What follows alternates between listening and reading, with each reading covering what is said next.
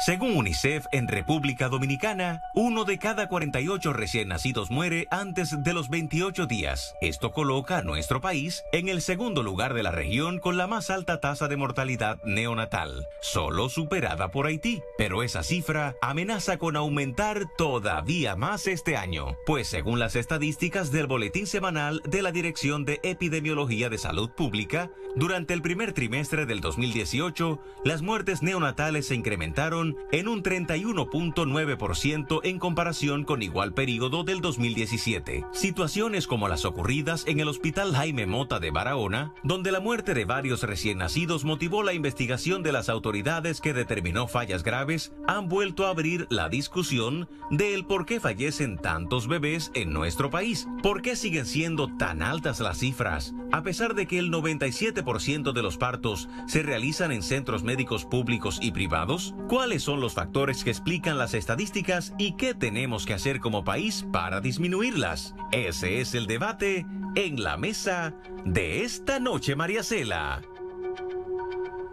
Y vamos de inmediato a recibir nuestros invitados. Tenemos aquí a la derecha al doctor José Garrido, presidente de la Sociedad de Medicina Perinatal y ginecólogo perinatólogo. Recibimos también al doctor Wilson Roa, presidente del Colegio Médico Dominicano, a Chanel Rosa Chupani, director del Servicio Nacional de Salud, y a la doctora Tania Malena, intensivista neonatal y coordinadora de la red neonatal.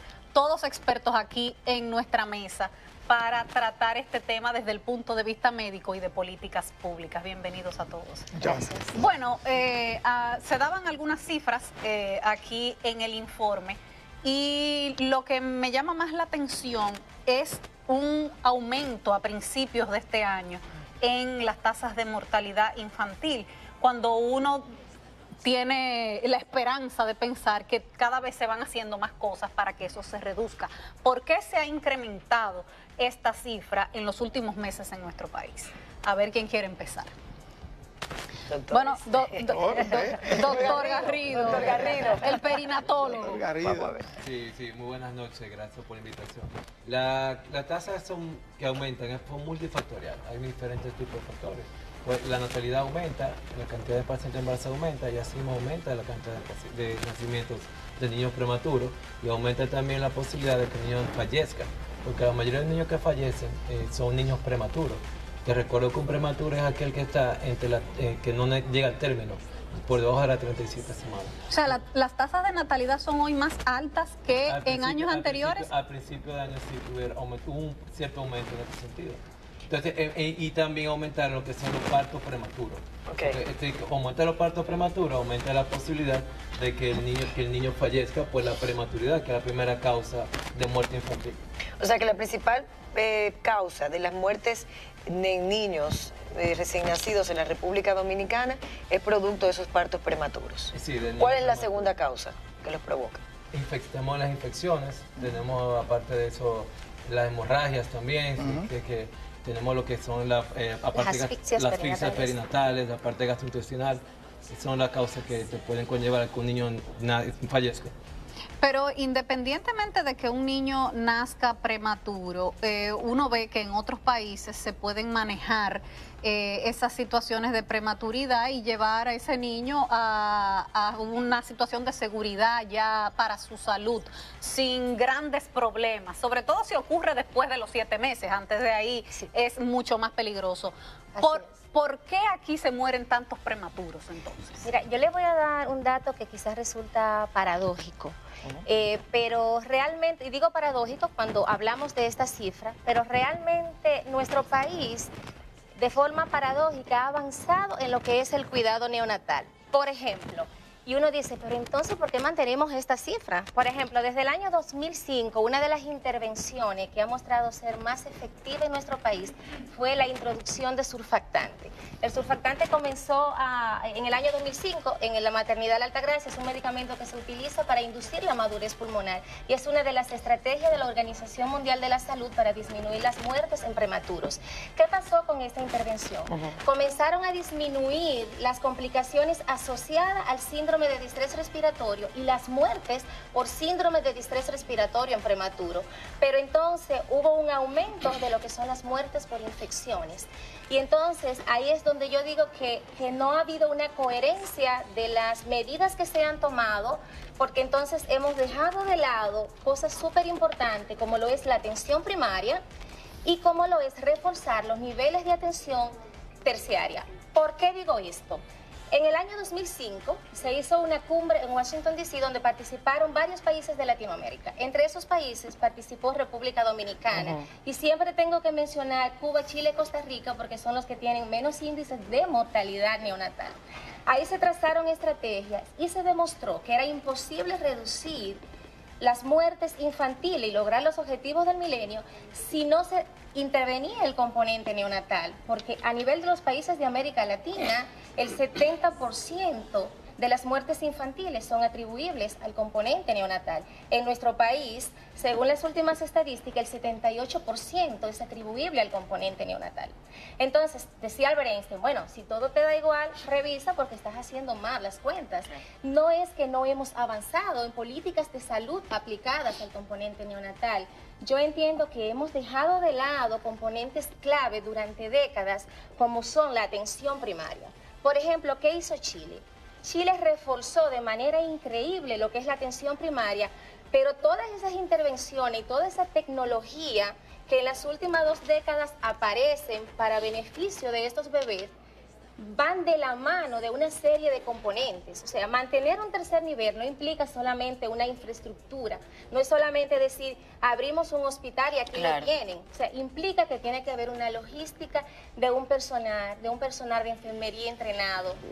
¿Qué tan previsibles son las muertes de niños prematuros? Usted está hablando, me parecen muy importantes los datos de que, caramba, hemos dejado de lado algo muy importante, ese elemento de la atención primaria. Las mujeres van a un hospital que le queda probablemente a kilómetros del lugar donde están y al final son intervenidas por un médico que no le ha dado seguimiento al proceso de gestación desde el inicio hasta que llega a ese lugar, porque no hay una atención primaria ni siquiera en el lugar donde vive. Ahora, ¿qué tan previsible, ya en el momento que se está ahí, es preservar la vida, o sea, preservar la vida de una persona que nazca de manera prematura?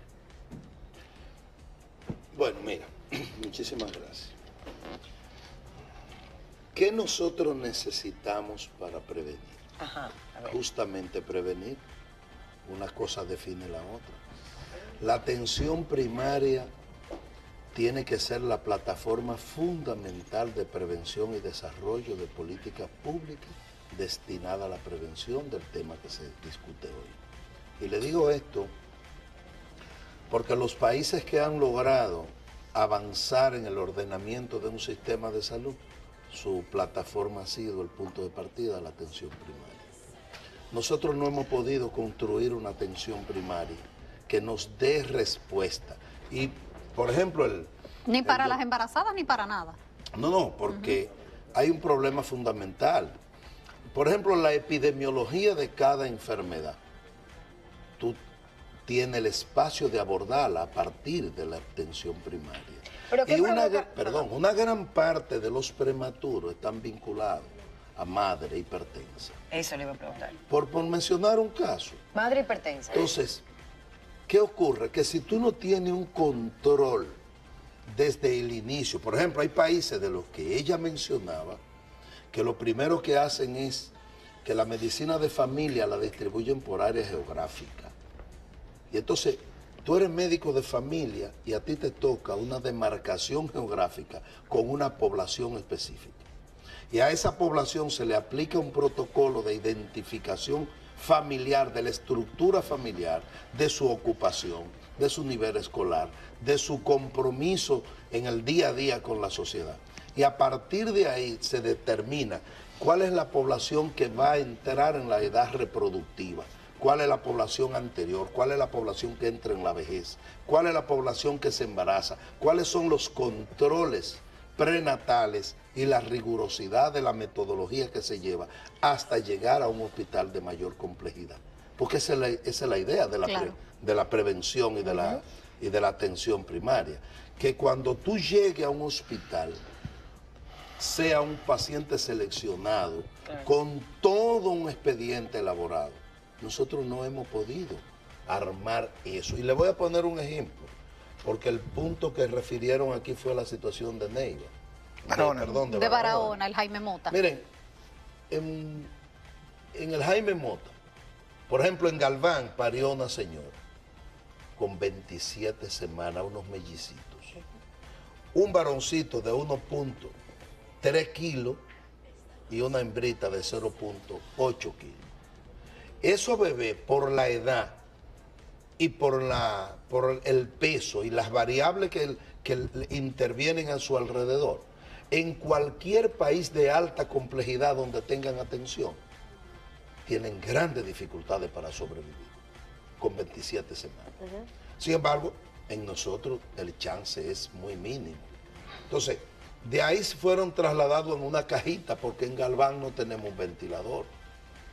Y ese es un bebecito que necesita, dentro de todas las medidas generales, un ventilador para poder darle asistencia mecánica y que él pueda dársele un poquito más de chance. Y aquí está hablando, aquí tenemos una neonatóloga que trabaja con intensivo neonatal. Sí, pero en ese sentido, doctor, perdone, yo siempre he dicho que, soy de la escuela del maestro Luis Rivera, cuando decía, no se trata de que tiene que haber un intensivo neonatal en todas las regiones, porque una debilidad que hemos tenido durante muchos años como sistema es como que no ha habido realmente que yo diga, bueno, los niveles de atención, esto es lo que debo de tratar aquí y esto es lo que debo de tratar aquí. Y eso ha resultado en una regionalización de los servicios, que es un gran problema que tenemos, donde toda la atención neonatal de esos productos de alto riesgo está en los hospitales de tercer nivel. Sí, pero... Por ejemplo, un prematuro por encima de 34 semanas se puede tratar perfectamente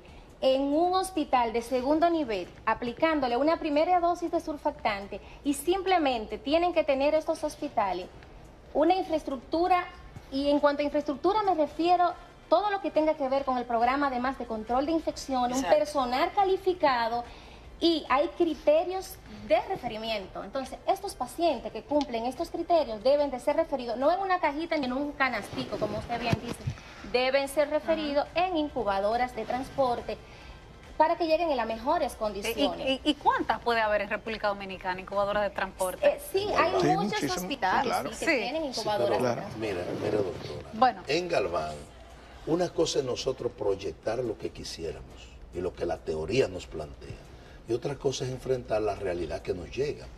En Galván, lo que tenían disponible era la cajita donde pudieron envolver los dos recién nacidos, y en esas condiciones fueron trasladados. Eso le dificulta la posibilidad de sobrevivencia. Murieron, claro. Sí, evidentemente, pero claro, vamos a hacer una pausa, pero usted decía algo importante, doctora, y entonces queremos con la posición de salud pública y del Servicio Nacional de Salud, y es que ha disminuido la cantidad de neonatales muertos por afecciones pulmonares y este tipo de condiciones, y se ha aumentado las de las infecciones, que eso es otra cosa, eso es otra cosa. Vamos a la pausa. Cuando regresemos, la posición de salud pública.